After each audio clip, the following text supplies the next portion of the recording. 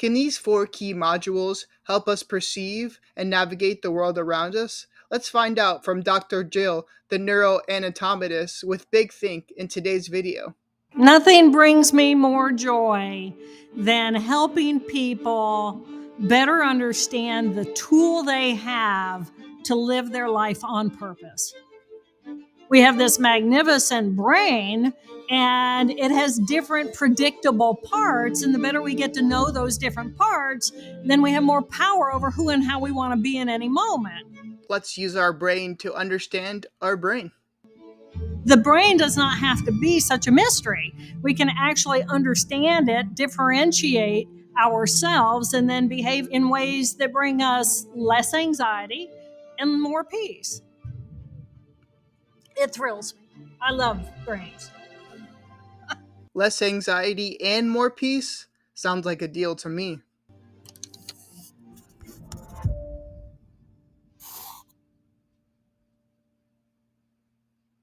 I am Dr. Jill Bolty Taylor. I'm a neuroanatomist and the author of My Stroke of Insight and Whole Brain Living. I'm a neuroanatomist. I study the anatomy of the brain. So I can visualize in my brain the circuits of how all the information comes in order for me to be able to have a perception of reality. Using the brain to visualize the brain is such an odd concept to me. When we look at the human brain, it has emotional tissue in the right hemisphere and the left hemisphere, and it has thinking tissue in both the right hemisphere and in the left hemisphere. So we end up with these four very specific groups of cells, modules of cells, that result in very specific skill sets, resulting in very specific personalities that we all exhibit. So we have left thinking that is structured and organized, and it's what we call our rational thinking brain. It categorizes and organizes. It has language, the ability to create sound, and then another group of cells places meaning on top of that.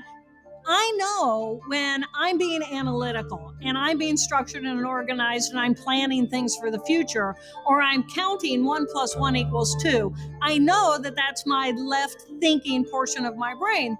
What she just described seems very logical, very masculine presenting in our world today.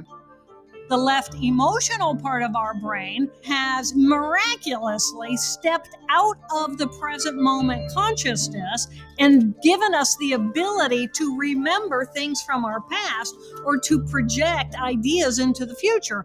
Now, with that, I can create an individuation as well as the linearity across time. And now, because I have linearity across time, I can learn from my past experiences. Logical problem solving from past experiences to hopefully guide you into the future experience that you want to perceive or enjoy. The right emotional part of my brain is then how does it feel to be in my body in the present moment? What does it feel like when I dive into the water and I feel the pressure push against my body? What does it feel like to feel water as wet? I'm not on the clock. I'm lost in the flow. I've got this excitement and I have a level of curiosity. There's not a lot of studies, so I'm not sure if the flow state is prescribed to this area of the brain, but being in the flow and feeling sensations in the now seems like the most important attributes to me to be able to see the beauty in the world and to be in the present moment. And then my right thinking tissue is simply the consciousness of me, big as the universe, connected to all that is, and this immense sense of gratitude that I exist at all. Oh my gosh, I'm alive. We are living creatures made up of these magnificent cells, and there's an awe and a wonder and this deep sense of gratitude. To realize your place in it all while being in the now moment is beauty, the more feminine side of life. Appreciating the mushroom or appreciating the smell of the flower. Once you start realizing the four different characters inside of yourself and being able to recognize those in others, you can't not see it anymore. And once you understand it, it's like, I have so much more power over what's going on inside of my brain than anybody ever taught me. Wow. And it's beautiful. The cat's out of the bag, and it looks like we can't put it back in. The genie has left the bottle. So I grew up to study the brain because I have a brother who's diagnosed with the brain disorder schizophrenia. So my focus was on how does our brain create our perception of reality? Because my brother's perception of reality was so different from mine. And so I was teaching and performing research at Harvard Medical School. And at the age of 37, I woke up one morning and I had a major hemorrhage happening in the left hemisphere of my brain. What an interesting path, because perception defines everything in life. My brain says, oh my gosh, I'm having a stroke, I'm having a stroke. And then another part of my brain is saying, wow, this is so cool, I'm having a stroke. How many brain scientists have the opportunity to study their own brain from the inside out like this? Wow, this is definitely the next level of the brain perceiving itself. But the best way to learn is not from order, the best way to learn is from chaos. And then when I awoke later that afternoon, the left hemisphere was completely shut down. I no longer had me, the individual. I didn't know where I began and where I ended. Jill Bolte Taylor died that day. And I was literally laying in this bed and felt like a ton of lead in the present moment. And when you're in the right here, right now, and you have this expansive openness, big as the universe experience, then you see how everything is interrelated and energetically impacted. Not being able to define the you, the individual, is really similar to what people describe on psychedelics. They have this unicity, this oneness with everything around them. The interesting part is her having this experience due to a hemorrhage in her brain, an unfortunate consequence that ended separation. Some people also experience this in deep meditation or in yoga. Any way you get there, it's a beautiful experience.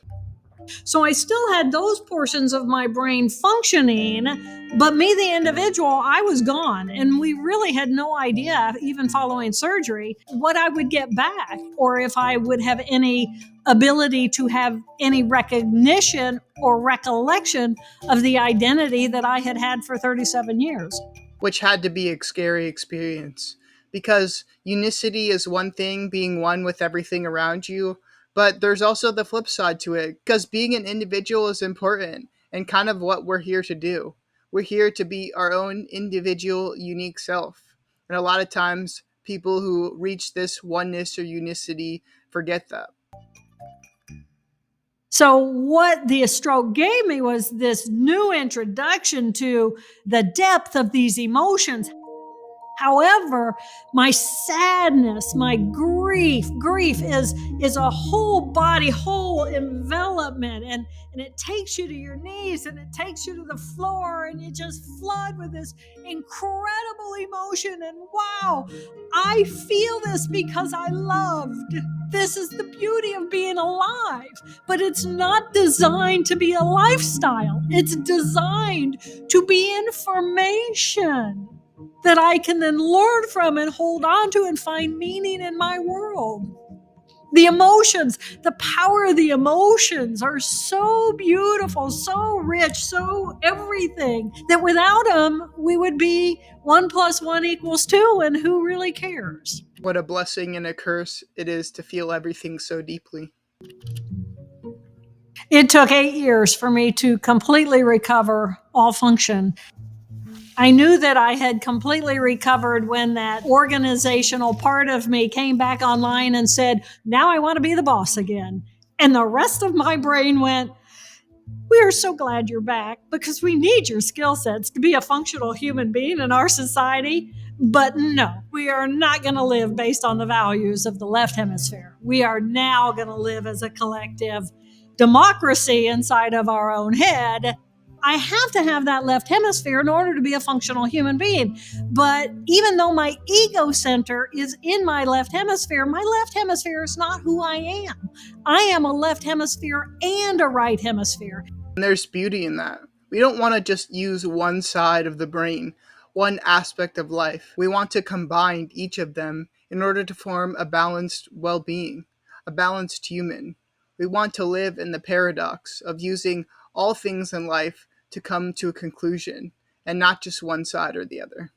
If we are hooked into the emotional part of our left hemisphere that says, I don't like that, it's not familiar, I don't feel safe, that clamps me down and I become constricted.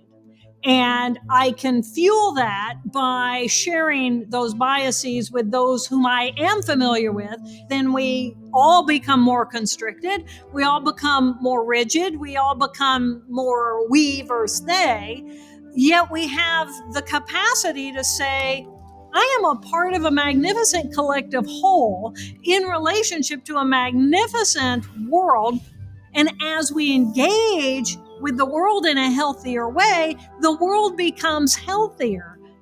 We have the capacity to understand and have a healthy relationship with all the different parts of who we are. We want to be like bamboo, rigid and strong, but able to sway and flex. Too rigid and we break. But if we're able to sway and flex with the motions of the wind, we can accomplish extraordinary things.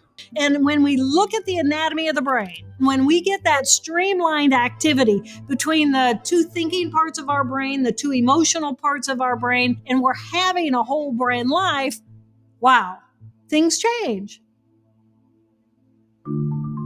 I think the first thing we need to do is be willing and open to explore what's going on inside of our own head. Get to know who you are. Get to know your four characters. Get to know how they engage in your life, who they have relationships with, how they feel inside of your body.